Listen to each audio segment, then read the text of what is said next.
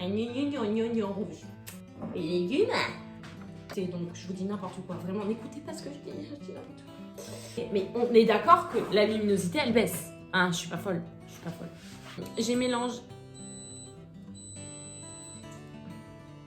Par contre, est-ce que c'est moi ou la lumière elle fait discothèque là?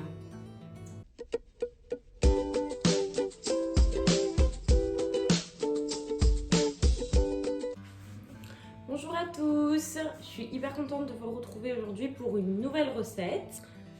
Avant de commencer à vous présenter la recette, à vous présenter les ingrédients, etc., j'aimerais d'abord vous remercier pour tous les retours que j'ai eus pour mon lancement, tous les encouragements, tous les conseils aussi, parce qu'on m'a envoyé pas mal de conseils hyper pertinents, donc merci beaucoup, je vais tous les prendre en compte et j'espère m'améliorer de jour en jour. Donc, qu'allons-nous cuisiner aujourd'hui? Alors, nous allons faire un poulet mariné façon thaï. Donc, pour cette recette, vous aurez besoin de filets de poulet, tout simplement. Les ingrédients que je vais vous montrer, c'est pour 2 personnes. Alors là, il y a 3 filets de poulet, je vais en utiliser que 2. Je vais garder le 3e pour une autre recette. Ensuite, un poivron entier, un oignon entier. Si vous avez de l'oignon rouge, c'est encore mieux. C'est meilleur, c'est un peu plus confit, parce que vous verrez la recette, s'il y a de la marinade, mais en fait, ça va être cuit au four.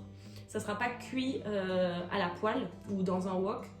Donc moi, j'en ai pas, parce que il n'y en avait pas au magasin. Oui, il n'y avait pas d'oignon rouge quand je suis allée faire les courses en magasin. Donc du coup, je prends un oignon blanc, tout simplement. Et ensuite, pour la marinade, vous aurez besoin donc du jus de citron vert. J'adore ça, c'est trop génial. Du curry en poudre, si vous l'avez en pâte c'est bien aussi, mais poudre ça convient. Du piment, alors comme vous voyez moi c'est du piment doux, je ne supporte pas tout ce qui est épicé, je supporte pas, donc c'est vraiment histoire de donner un petit goût, un petit peps. De la mayonnaise, attention bien spécifique, mayonnaise à la moutarde de Dijon, parce qu'il y en a où c'est mayonnaise sans moutarde, moi je vais en prendre la mayonnaise sans moutarde, j'adore ça. Et du miel. Sucré salé, ça passe bien avec du poulet. Nous passons donc à la toute première étape de la recette. La première étape, ça va être tout simplement de préparer la marinade. La marinade, on va la laisser reposer une trentaine de minutes au frigo. Donc il faut la faire en premier, comme ça au moins. Ça va être très simple.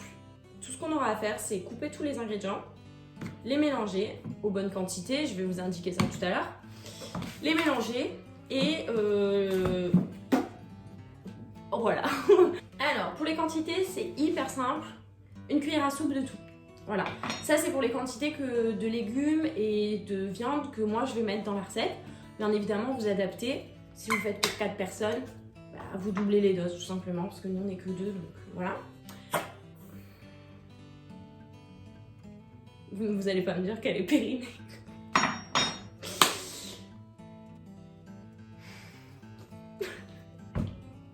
Vous allez finir par croire que j'ai que des ingrédients périmés dans mon frigo.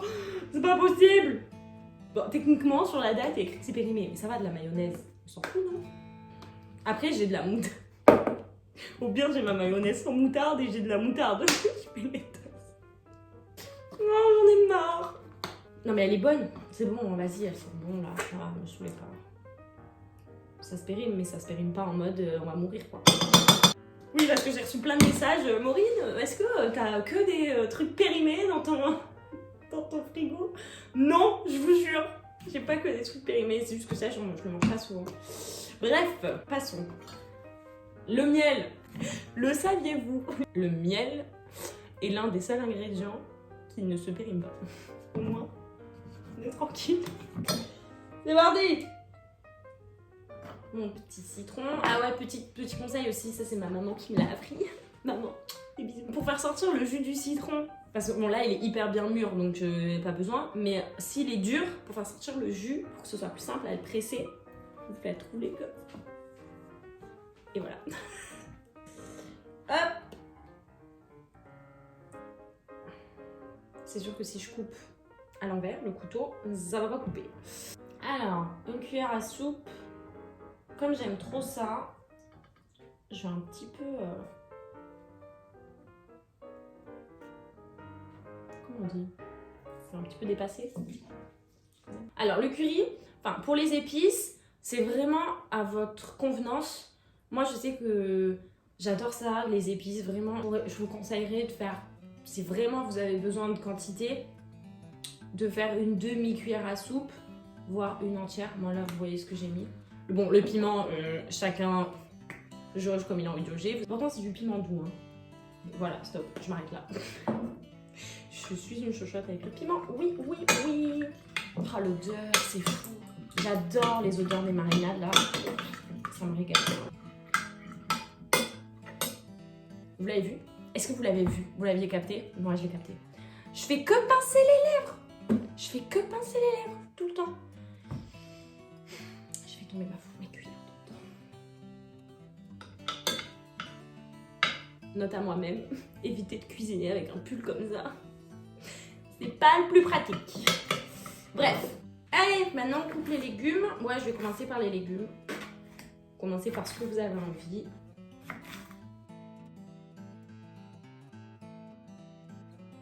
Ah oui, j'ai oublié de vous dire un truc à faire aussi.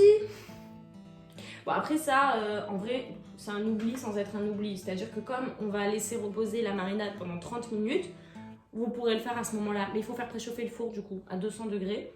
Moi, je vais le faire tout à l'heure. Donc, les légumes, c'est fait. On passe au poulet. Ne vous inquiétez pas, mon poulet, il n'est pas périmé parce qu'il sort du congèle. Alors, faites à peu près une échalote par personne. Une échalote, oui. Faites à peu près une escalope par personne.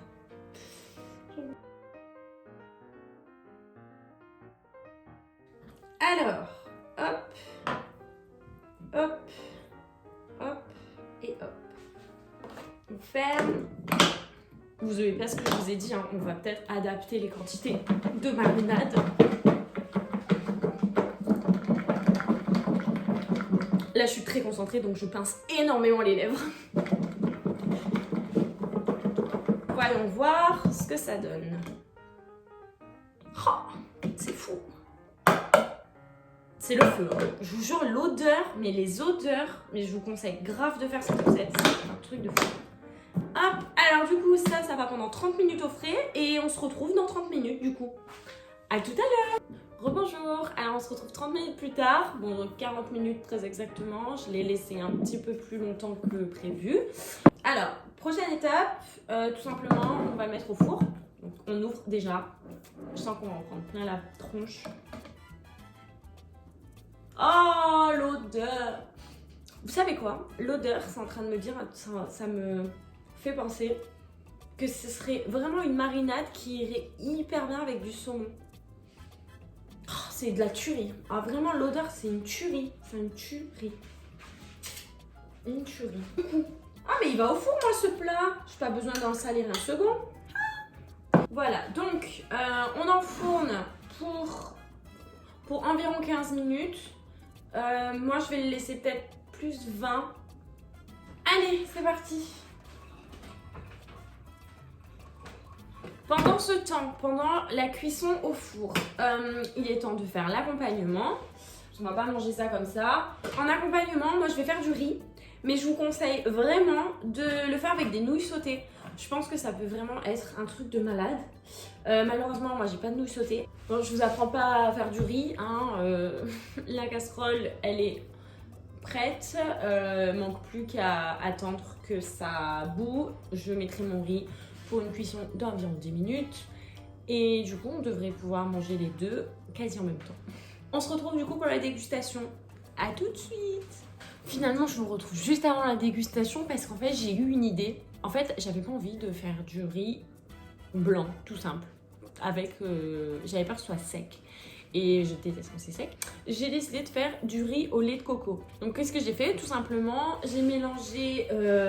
il me restait quoi? 30 centilitres, 20 centilitres, entre 20 et 30 centilitres de lait de coco pour bien évidemment la quantité de riz pour 2 personnes.